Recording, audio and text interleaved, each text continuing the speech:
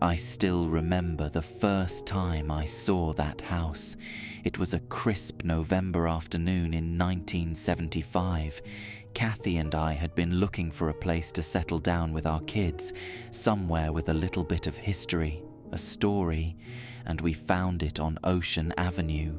The house was beautiful, Dutch colonial, with white trim, dark shutters, and that unique gambrel roof.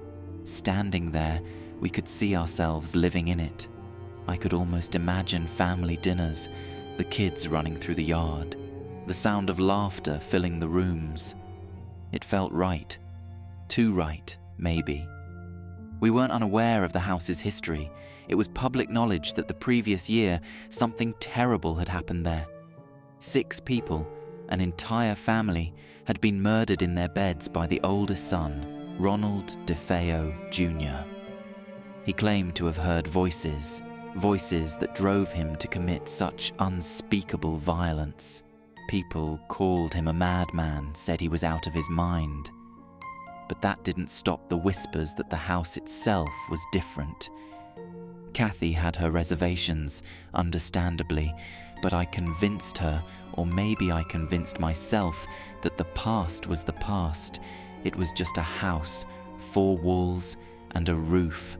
What mattered was what we'd bring to it. Our lives, our memories.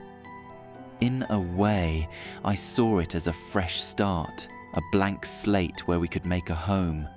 And at the time, it was a deal we couldn't resist. $80,000 for a house like that.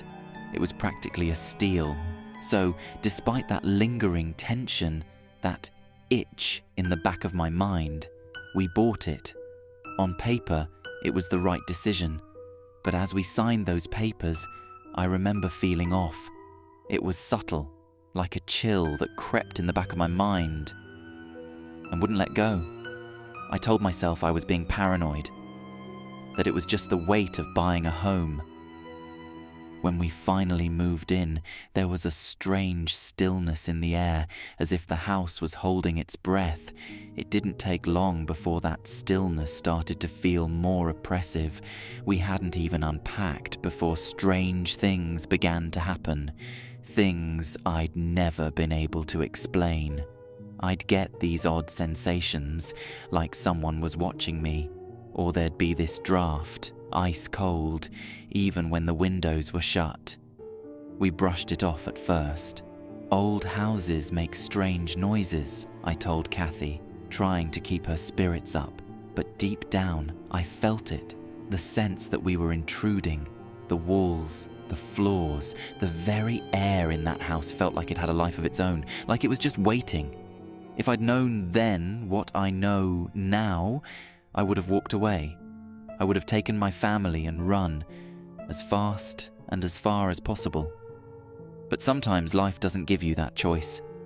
Sometimes it lures you in, hooks you, and holds you there, until it's too late. We were in for the ride of our lives, and we had no idea just how dark the journey would become.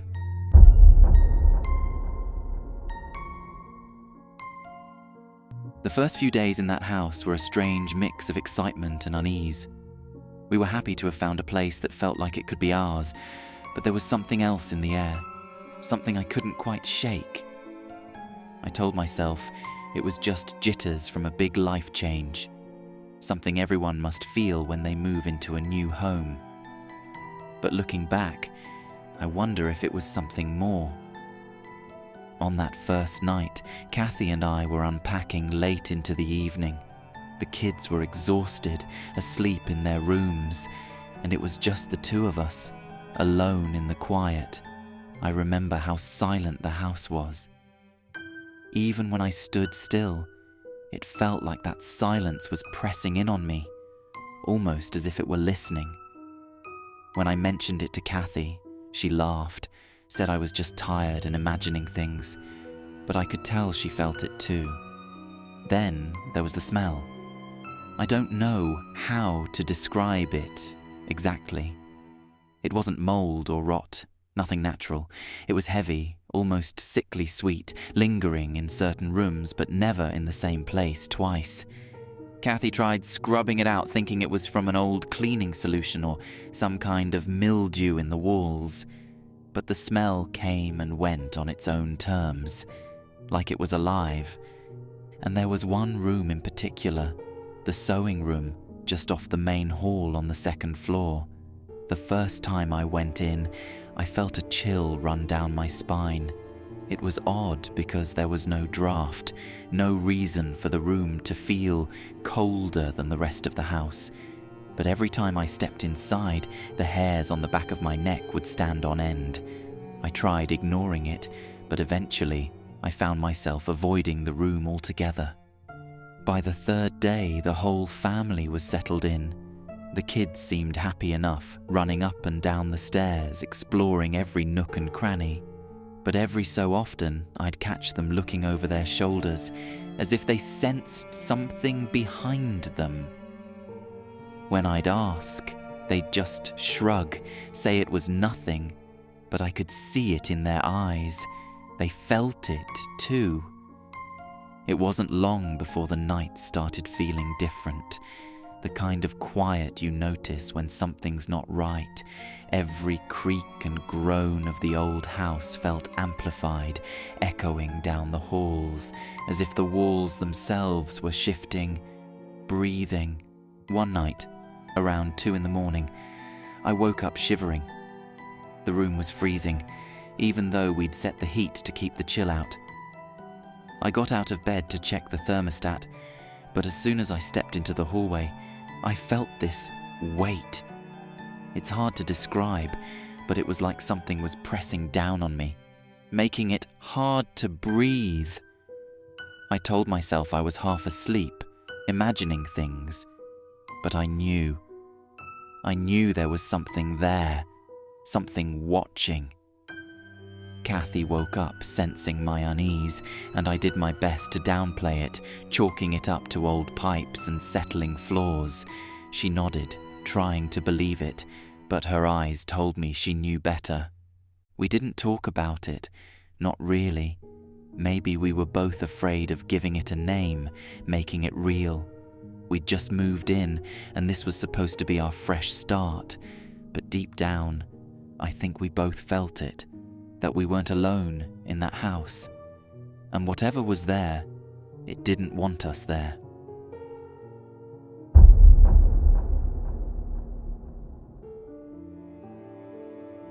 By the second week, the house had started to sink its claws into us. At first, it was little things, strange sounds, cold spots, the faint smell of something rotting, though we could never find the source. I tried to ignore it, told myself it was just an old house settling, but soon it was getting harder to deny. The nights were the worst. I'd wake up at exactly 3:15 a.m. every single night, like clockwork. Each time, I'd find myself wide awake, staring into the darkness. It was an eerie feeling, like something had pulled me out of sleep on purpose. The air would be freezing, and I'd lie there, feeling like someone was watching me from the corner of the room. Every single night, like some kind of sick ritual. Kathy told me she was having strange dreams, nightmares that left her shaken. She never remembered the details, but she'd wake up terrified, drenched in sweat. And the kids started acting strange too. Our youngest, Missy, had started talking to an imaginary friend. At first, we thought it was harmless, just a little girl's way of adjusting to a new home. But then she told us her friend's name, Jodie. There was something in her eyes when she said it, something that made me feel cold. Jodie wasn't just a playmate. To Missy, Jodie was real. She talked to Jodie like she was in the room with us, laughing and whispering. One day, she told me Jodie didn't like us being there. She said Jodie wanted us to leave. I catch Missy staring out her bedroom window, looking down at the yard like she was watching someone. But when I'd look, there was never anyone there. I tried asking her about Jodie, but she'd get quiet, like she was afraid of saying, too much. And every time she mentioned Jody, I couldn't shake this feeling of dread, like there was something lurking just beneath the surface. Then there was the night I heard the voices. It was around 3:15 again, and I was lying there, wide awake, listening to the silence. And then, out of nowhere, I heard whispering. It was soft, like someone was talking just under their breath, and it seemed to be coming from everywhere at once. I couldn't make out the words, but the tone was menacing, like a warning. I got up, heart pounding, and started walking through the house, checking each room, expecting to find someone or something lurking in the shadows. But there was nothing, just me, alone in the dark, with that whispering following me wherever I went. It didn't stop until I was back in bed, lying there, too scared to close my eyes. I tried to tell Kathy about it the next morning, but the words wouldn't come. She looked at me with that same haunted look she'd been wearing for days, and I knew she felt it too. We were both trapped in our own private hells, too afraid to share what we'd seen and heard. I was raised to be logical, to believe in things I could see and touch. But there was no logic in what was happening to us. The house had its own rules, its own way of twisting reality, and it was dragging us deeper with every passing day. I'd never felt so helpless, so utterly lost. I couldn't protect my family from whatever was lurking in that house, and every night I'd go to bed wondering if we'd make it through until morning.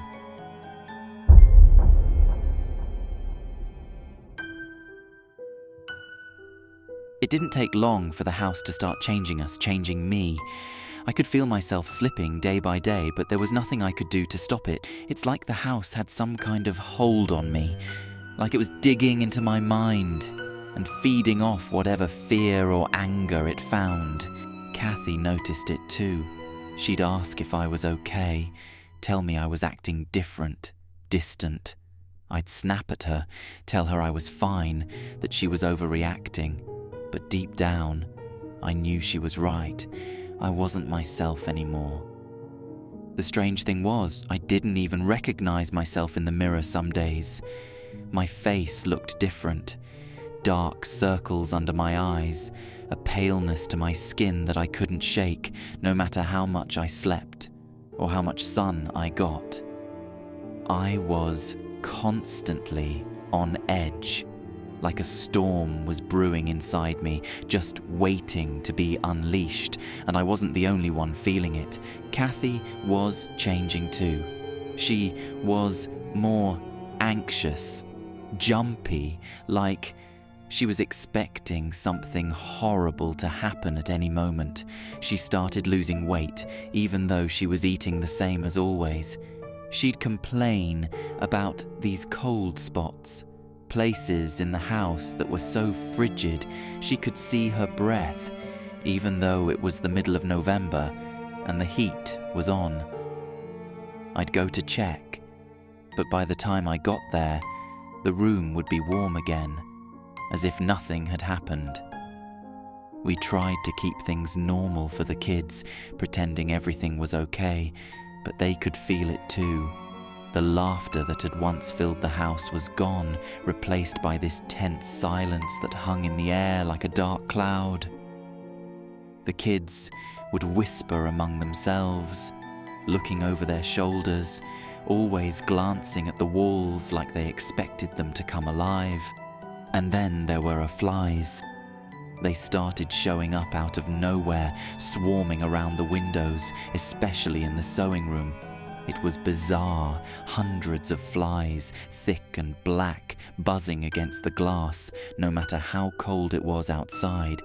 Kathy would spray, clean, do everything she could to get rid of them, but they'd just keep coming back, like they were drawn to something. I remember her crying once, exhausted from trying to clean up a mess that never seemed to end. One night, I was in the basement, trying to fix a loose pipe. The basement always felt wrong, like there was something just under the surface, waiting. I could feel it, this oppressive weight pressing down on me. Then, I noticed a small patch on the wall. Something black and sticky seeping from the cracks. I thought it was mold at first, but it was thicker, almost like tar. I reached out to touch it, and the instant my fingers brushed against it, I felt this rush of anger, this overwhelming urge to lash out, to destroy. I pulled my hand back, heart pounding, trying to shake off the feeling, but I couldn't get it out of my head. Kathy found me in the basement a little later, just standing there, staring at that spot on the wall. She asked if I was okay, and I could hear the fear in her voice. I didn't answer her. I couldn't. It was like I was in a trance, stuck in this loop of anger and fear that I couldn't escape.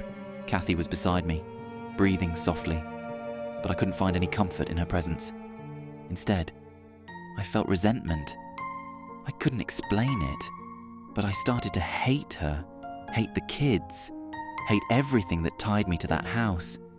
It was as if something was whispering in my ear, feeding me these dark thoughts, pushing me closer to the edge. In those moments, I wasn't myself. I was something darker, something angry and lost. And I knew the house was behind it, feeding off my weakness, my fears. It wanted me to break, to give in. But I held on. The house was winning though, and I could feel it. Whatever was lurking in those walls, in that basement, it was growing stronger, and every day I was slipping further and further into its grasp, powerless to stop it.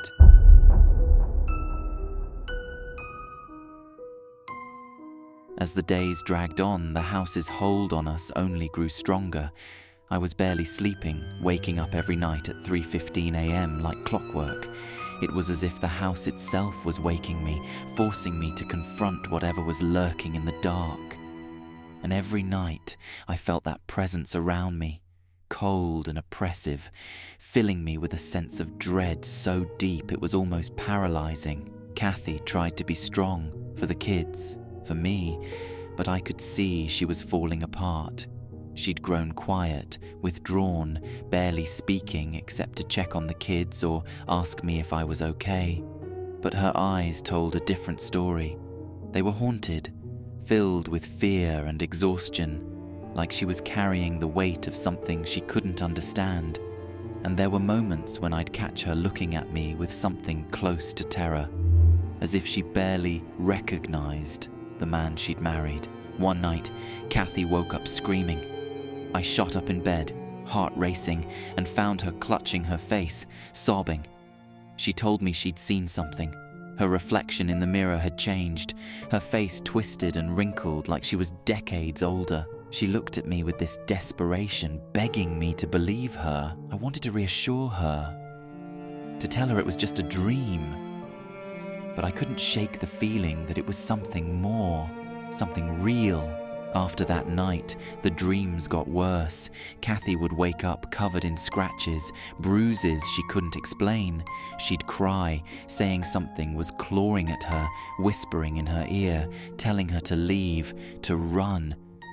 But where could we go? This was our home. We'd invested everything into it, and I couldn't let go of the idea that this was where we were meant to be, no matter how dark things had become. It was then that I started hearing the banging, the relentless pounding noises that would echo through the house at all hours. They'd start out soft, like distant footsteps, and then grow louder and louder, until it felt like the walls were shaking. I'd go to check, searching every corner, every room, but there was never anyone there, just that lingering feeling that something was watching, something angry. The kids started to suffer too. Our youngest, Missy, would talk to Jody more and more, saying that Jody had told her things about the house, things she couldn't possibly know. She told us Jody was a pig, a huge red-eyed creature that watched her from outside her window. I tried to brush it off as a child's imagination. But one night, I saw those eyes myself, glowing red in the darkness just beyond her window. They were watching, waiting.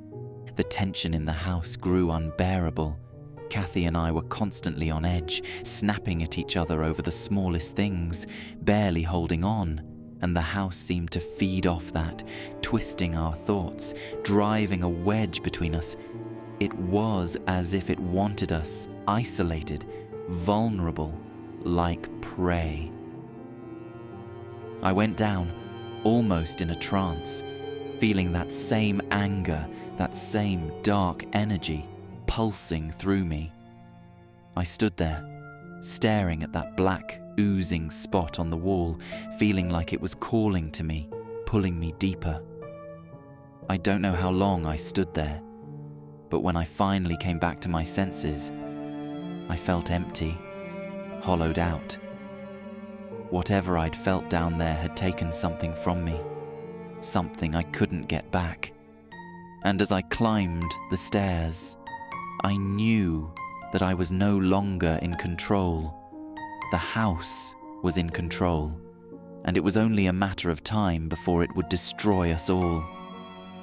That night, I lay in bed, staring at the ceiling, listening to the house creak and groan, and I knew if we didn't leave soon, we wouldn't survive. The house had taken enough. It wanted more, and it wasn't going to stop until it had us all.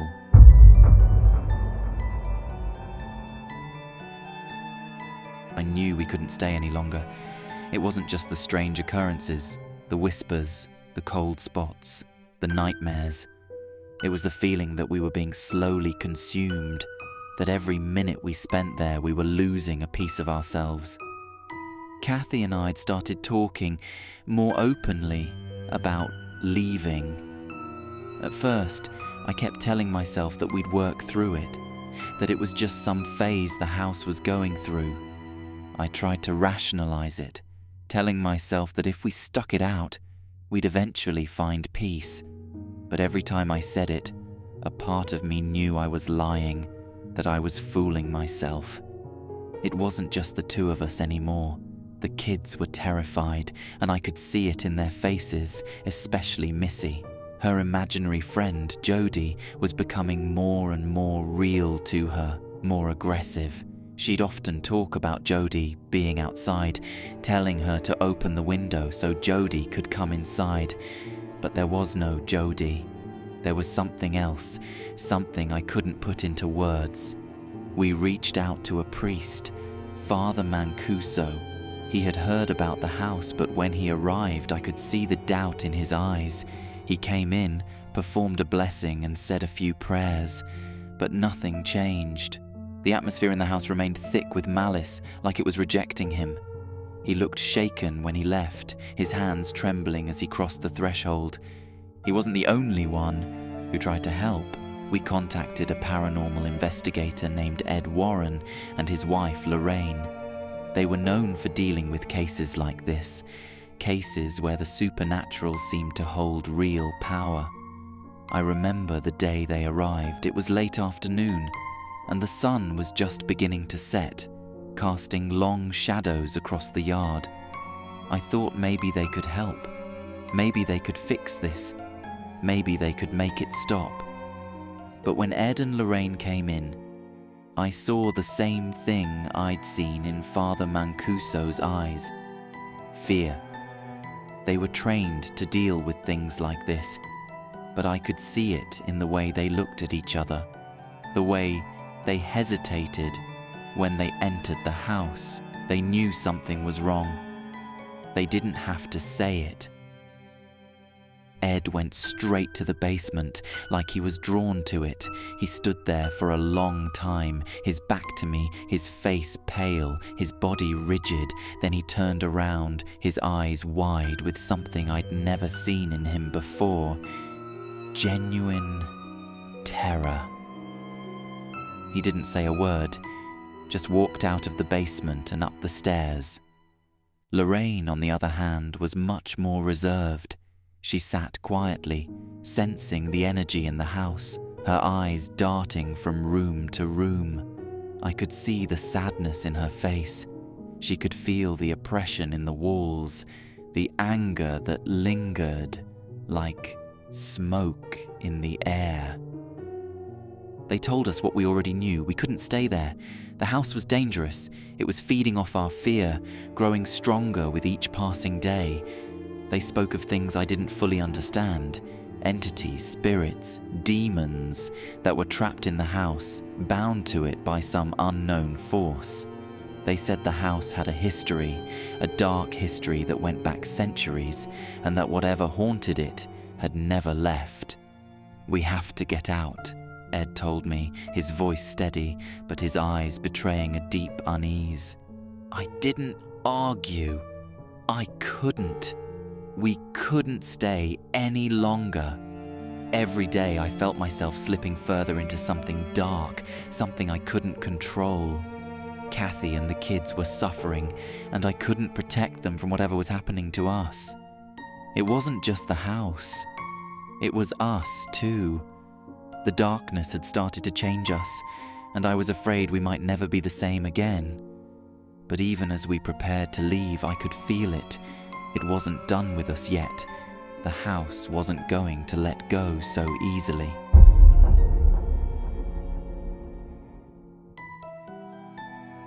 Our last night in that house is a blur, a nightmare I can't shake, even now. After talking to Ed and Lorraine, we decided to leave as soon as possible, but the house had other plans. It was almost as if it knew we were trying to escape, and it wasn't going to let us go without a fight. That night, the energy in the house felt different, more intense, more hostile. The air was heavy, thick with a sense of impending doom. I could feel it pressing down on us, closing in, like the house itself was alive, breathing, waiting. I was lying in bed, wide awake, heart pounding, listening to the silence. Kathy was beside me, her breathing shallow, restless. She hadn't been able to sleep for days, and I knew she was as terrified as I was. Every sound seemed amplified. The creak of the floorboards, the rustle of the curtains, the faint hum of the pipes. It all felt wrong, like the house was watching, waiting for the right moment to strike. Then, at exactly 3:15 a.m., it started. The banging was louder than ever, shaking the walls, rattling the windows. It felt like the whole house was coming apart, like something was trying to claw its way out from within the walls. Kathy woke up, eyes wide with terror, and we both jumped out of bed, hearts racing. The kids were screaming, calling for us, their voices filled with fear. I ran to their rooms, pulling them out of bed, telling them we had to go, that we couldn't stay another second. Missy kept saying she didn't want to leave Jody, that Jody didn't want her to go. She was crying, clinging to me, begging to stay, and I had to drag her out of the room, my heart breaking with every step. We ran down the stairs, the whole house shaking around us, the banging growing louder and louder, like it was coming from every direction. It felt like the walls were alive, pulsing with some dark energy, and I could feel it closing in on us, pushing us toward the front door. As we reached the door, I felt a sudden freezing cold wash over me, like I'd been plunged into ice water. I turned, and there, at the foot of the stairs, I saw something. It was a shadow, darker than the darkness around it, a shape that seemed to pulse and shift, as if it were made of smoke and shadows.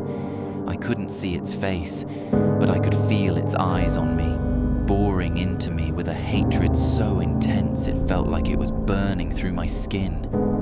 I froze, unable to move, unable to breathe, as it stood there watching me. And then, without a sound, it started to move, gliding toward us, its form twisting and contorting, filling the air with a suffocating sense of dread. I felt paralyzed, trapped in its gaze, unable to look away. Kathy Kathy grabbed my arm, snapping me out of my trance, and we stumbled out the door, dragging the kids behind us. We ran across the lawn, not stopping until we were far enough away to see the house from a distance. And even then, I could feel it watching us, its presence lingering in the back of my mind, like it had left a mark on me that would never go away. We drove away that night, leaving everything behind. We didn't even pack, we just left, too afraid to stay another second. As I looked back at the house, I felt a strange mixture of relief and sorrow, like I was leaving a part of myself behind. But I knew we'd made the right choice. The house was evil, and it had almost destroyed us. We never went back. We left Amityville, left that house, and tried to rebuild our lives. But no matter how far we went, no matter how much time passed, the memories lingered. The house left a scar on us, one that will never heal, a reminder of the darkness we faced. And sometimes late at night when I'm lying in bed, I still wake up at 3:15, feeling that same cold, oppressive presence, that same darkness pressing down on me, and I wonder, did we ever really escape?